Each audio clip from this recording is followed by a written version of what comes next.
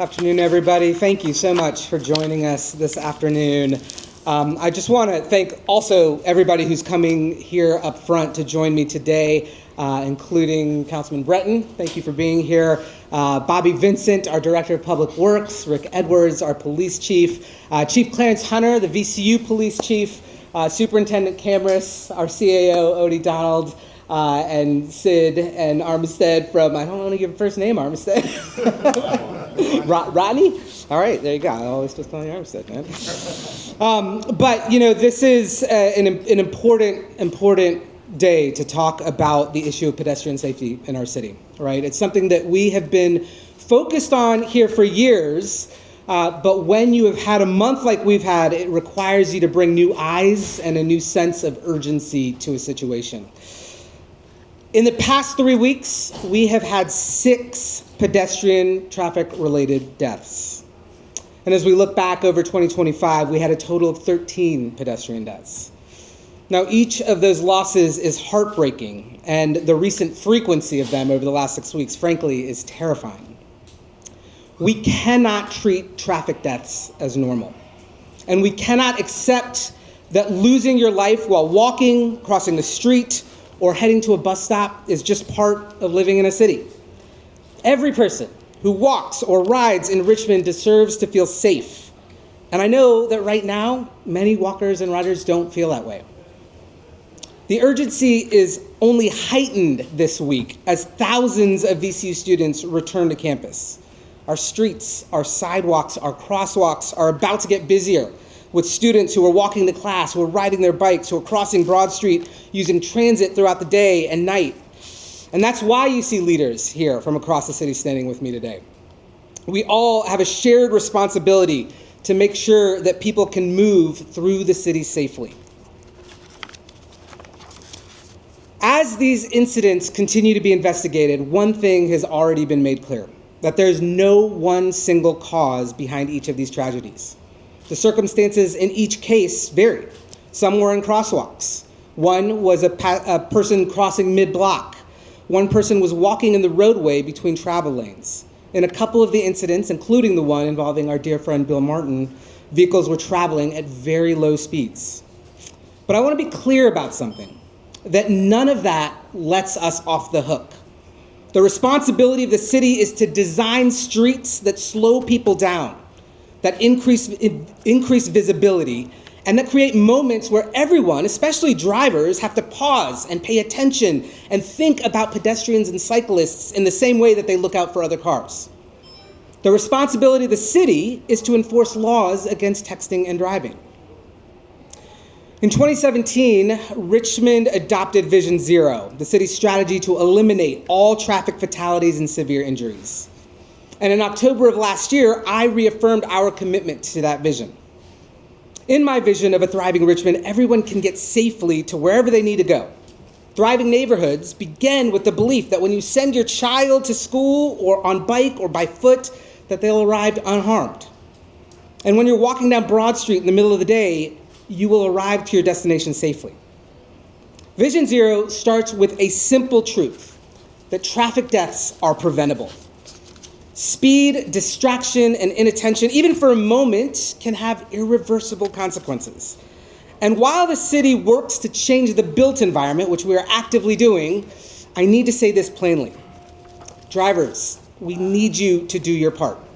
Slow down, drive the speed limit, put your phone away, pay attention. Texting and driving is illegal in Virginia. We have a hands-free law, and it is a primary offense. An officer can stop you just for holding your phone. Why? Because lives are at stake. At the same time, we are not just watching idly, right? We are making historic investments to change the physical design of our streets because we know that safer streets save lives. Our Department of Public Works has secured over $750 million in discretionary transportation funding. Every one of those dollars aligned with Vision Zero goals. Over the next 5 to 6 years, that investment will exceed $1.2 billion, and that money is being put to work right now. One example is Hull Street Road. We are investing $37 million to transform one of the most dangerous corridors on our high-injury street network into a safer, multimodal street with pedestrian crosswalks, pedestrian hybrid beacons, sidewalks, medians, and shared-use paths. And construction is already underway on that. Jank Road is next, and in the next few months, we will begin a $38 million investment with sidewalks, cycle tracks, upgraded signals, and safer crossings. We are nearing 100 miles of bike lanes all across the city. We're expanding shared use paths, and soon we'll be introducing dedicated bus lanes, all changes that calm traffic while giving people more options to move throughout the city. And many of you have driven over our 400 speed tables. We are not done improving the built environment, and we will not stop. But today, in light of these 6 deaths and the ones prior to that, we are accelerating our response. So I want to outline the immediate actions that we are taking. First, today I am announcing the launch of a new Department of Transportation, along with the appointment of a director to bring sharper focus, coordination, and accountability to street safety. This new Department of Transportation, which will be stood up immediately within the Department of Public Works, will be charged with creating a street network that serves people of all ages and abilities. I am pleased to announce that Andy Baino is our new director. Andy?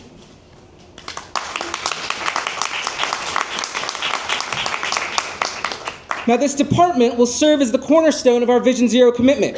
It's going to ensure that every decision that we make prioritizes the safety of people over speed. It'll be fully equipped to plan, design, construct, and maintain our mobility network. DOT will be charged with designing safer streets through evidence-based traffic calming measures, coordinating across agencies to make sure that we reduce traffic fatalities and serious injuries, and engaging communities to make sure that safety improvements reflect the local needs and ultimately build public trust. And serves to hold us publicly accountable by setting measurable goals and reporting progress transparently. Our vision is clear, that no loss of life on our streets is acceptable. So this new department will lead the way in transforming how we think about mobility, making streets safer for everyone, whether you walk, bike, drive, or ride transit. Second, I am announcing the expansion of our safety camera program to include red light cameras that capture vehicles failing to stop at red lights. The safety camera program is part of our comprehensive approach to better manage reckless driving. The goal is ultimately to eliminate people who try to speed up through a red light, which is super unsafe, especially when you're traveling through active school zones. You've seen these cameras on many roads already. Maybe you've even gotten a ticket from one of them. We have 10 intersections that will come online in the coming months. 5 of those will be on the south side, and 4 will be operational by the end of January. Third, I am directing the immediate deployment of local transportation funding to fast-track critical safety improvements across the city. So these include advancing 20 miles of road reconfigurations to make space for dedicated bus lanes and dedicated bike lanes. The first segment of those will be Route 1 over James River, which is already under design, and the next one will be on Hull Street, which is part of our high-injury network. We're going to increase corner clearance and crosswalk parking enforcement to improve visibility, along with installing additional bike corrals at dozens of intersections across the city.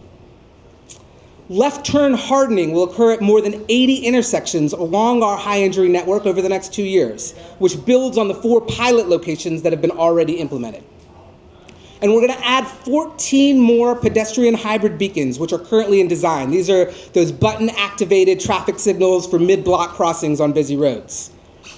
We're also going to add 40 new speed tables by the end of Q2. You know, drivers might find them annoying, and we tend to get a lot of complaints about them, but they are proven traffic calmers, which again is part of the overall strategy here. We need to calm the roads and calm people every time you get into a vehicle. Fourth, we are convening a pedestrian safety task force along with our partners at VCU. We want to address safety concerns around City Hall and the VCU Health Campus, and I would just reiterate the context that we have VCU students coming back for their second semester this week, and the timing of this could not be more pressing.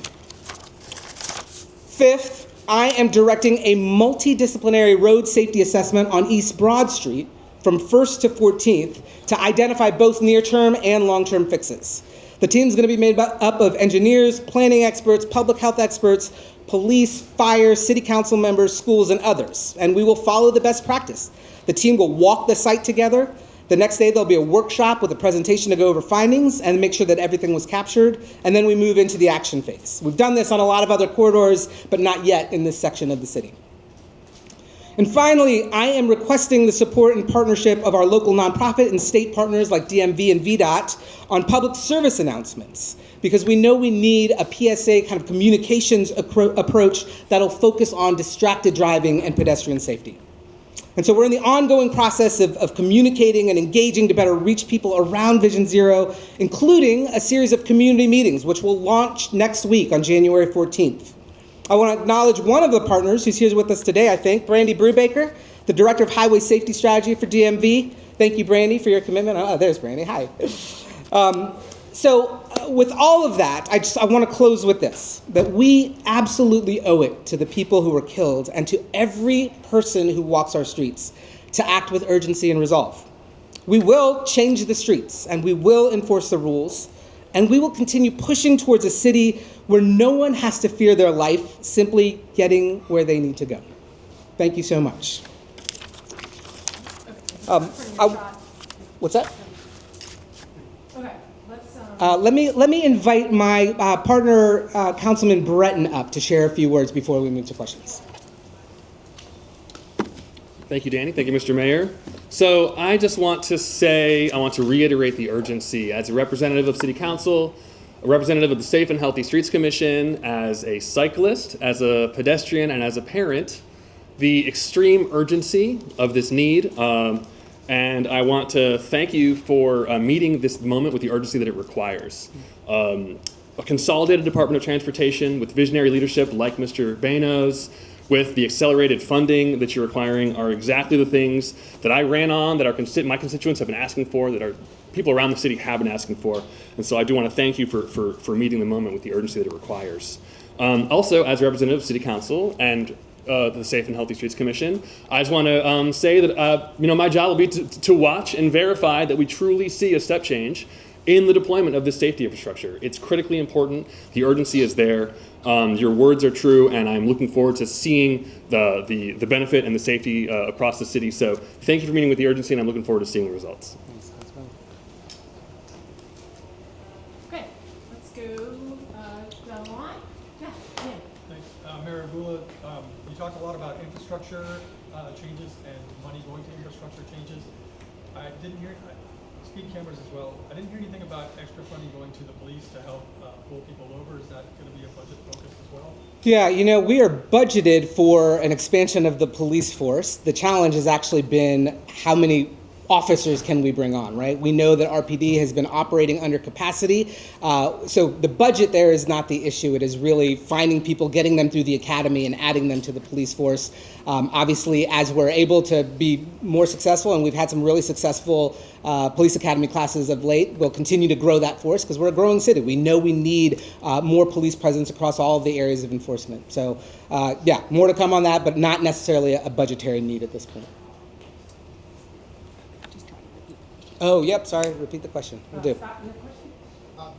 there any correlation between the lack of traffic stops that we've seen over the last 4 or 5 years, or just the lack of not having staff and the ability to kind of enforce, speeding, things of that nature? And I know there have been some numbers that came out that show that that it's dropped off pretty dramatically over the last 4 or 5 years. Yeah, the question is there any correlation between the police force capacity and the reduction, I guess, in traffic stops? I'll let Chief speak to that.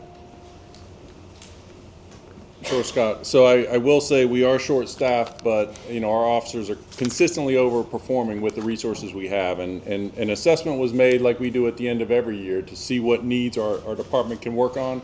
So the Special Operations Division has committed to me this year an operation once a month, so 12 for the full year, where they're going to do traffic enforcement. This is something that we felt was lacking. But with that said, we still have over nearly 15,000 traffic tickets that are written. Most of those are for reckless driving, for speeding enforcement.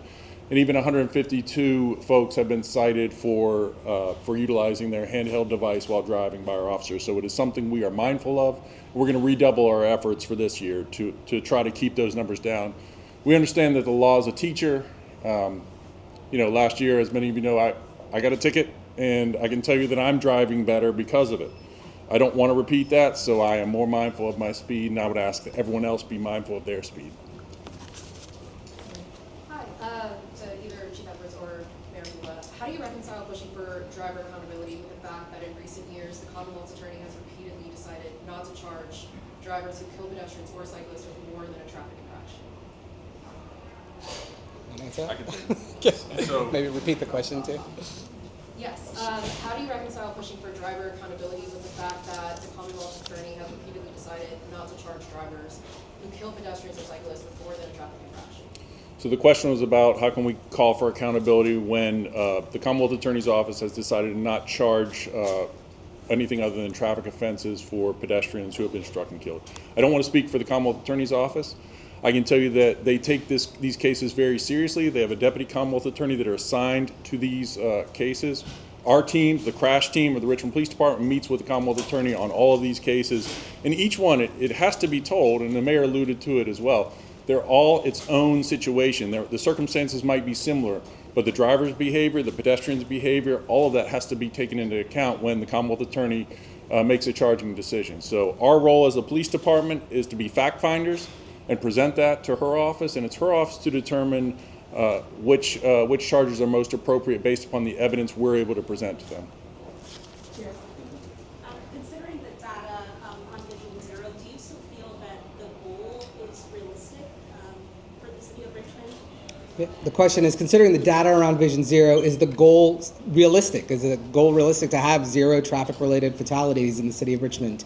There are other communities that have done this, right? They're smaller, they're different dynamics, but the reality is that with enough investment in infrastructural changes like the scale that we're talking about, $1.2 billion over the next 5 or 6 years, and ultimately it is a combination. We can do, we will do more and more infrastructure, but it also requires behavior change. So I absolutely believe that the goal is reachable. We've seen it happen in other communities, and we need to keep driving towards it regardless. Jamal?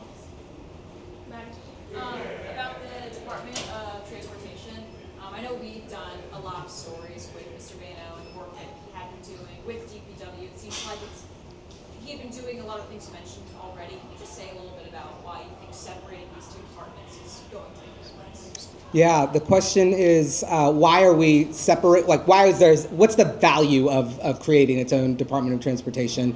I spoke to it a bit, and I'll let Director Vincent speak to it as well. But a lot of these efforts happen across different parts of DPW, but even different parts of the city. And so having one department that exists solely for this function, solely for this Vision Zero vision, really brings the connectivity, the de-siloing, and really the aggregation of resources towards a single purpose. But I'll let Bobby speak to it more.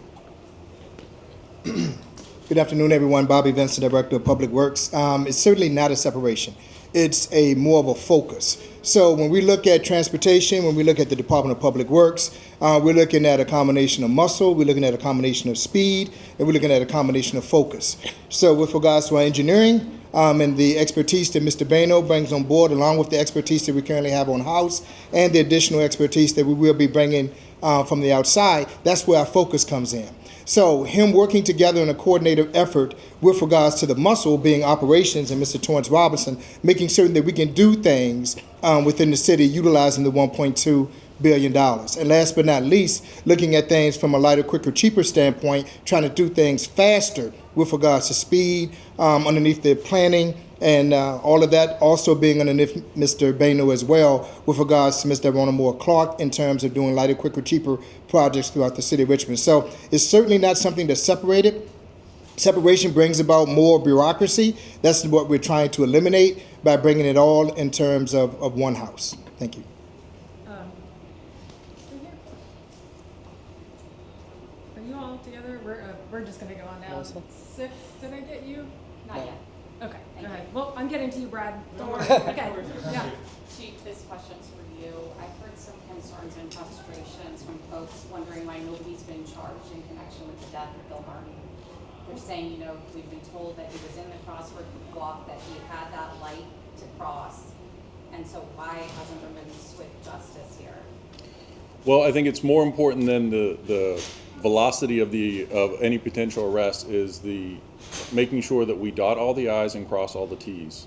We meet, you know, like I said, I've personally met with the Commonwealth Attorney on that particular case, had conversations with her, our teams are meeting, and the thing that I think is sometimes lost is that the amount of evidence that our investigators are tasked with collecting go far beyond just a video camera. So we are doing search warrants on cell phones, we are analyzing EDRs on the cars, electronic data recorders on the cars. We want to leave no stone unturned. Sometimes when we are investigating violent crimes, such as a shooting, we have to move quicker because there is a propensity for additional violence. When it comes to traffic-related offenses, as long as the speed in which we have to make those arrests are not as exigent. We don't feel like that person's going to run out and hit someone else. In the same way that when we have gun violence, not only is that person a danger to our community, but once they are suspected of committing gun violence, they are in danger themselves of retaliatory violence. So it's important for us to move quicker on those. With this, I simply will say that we are conducting a competent and thorough investigation, hand in hand with the Commonwealth Attorney, and when we have news, we will make that available to the public. I know we get a lot of questions about that. I mean, yeah, she kind of hit it, but the city can't quickly respond to a well-liked dead white guy. What are we doing? Like, I understand what you're saying, but like, that's not the benchmark for quick action. And it's just going to take time. That's what it is. Yeah. Well, I mean, just to repeat what I said, I mean, obviously, there were many other people killed in our city that are of all races and genders, and we treat them all the same. Mr. Martin's case is certainly high profile. It's certainly someone that everyone in this room knew, but his case is just as important as the other 22 from last year and the 2 from this year. We take them all the same.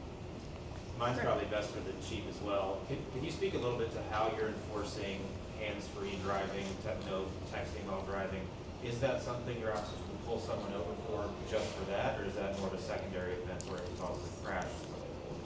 Both, but if our officers see that, we can charge them, and it's not just texting while driving. We don't have to prove they were texting. It's if an officer witnessed someone holding the communication device in their hand while they're operating a motor vehicle, they can be pulled over and cited. So like I mentioned, 152 times that was done last year. And it's something that I think in light of this, when we look at distracted driving and how important that is, it's something that we will focus our officers on in the future. You all talked a bit about new speed tables and sort of street narrowing and sort of the driver's side elements of slowing speed. Something I notice a lot is that pedestrian infrastructure is suffering in a lot of parts of the city. So in Scott's Addition, there are no sidewalks in many parts. Using a wheelchair there is impossible. If you're walking a Hermitage Road, there's trees and bushes overgrowing the entire sidewalk that force you into a very busy street. As part of the allocation of this money, you guys are talking about the acceleration, taking care of things like that. And how are you guys going to make it better for pedestrians? Very good point. With regards to, the question is basically what are we doing with regards to improving things in the public right-of-way for pedestrians.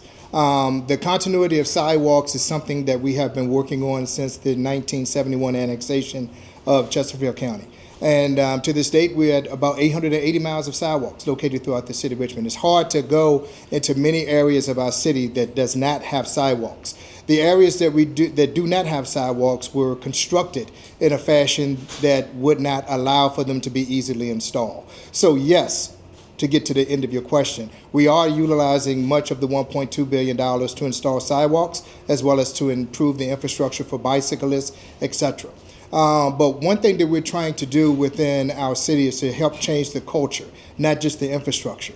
So hashtag look both ways twice is something that we're trying to initiate throughout the city of Richmond.